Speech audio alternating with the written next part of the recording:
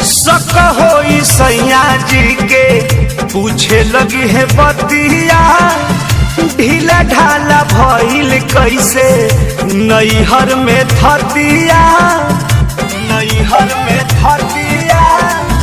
शक होई सैया जी के पूछे लगी है बतिया ढीला ढाला भइल कैसे नैहर में थतिया।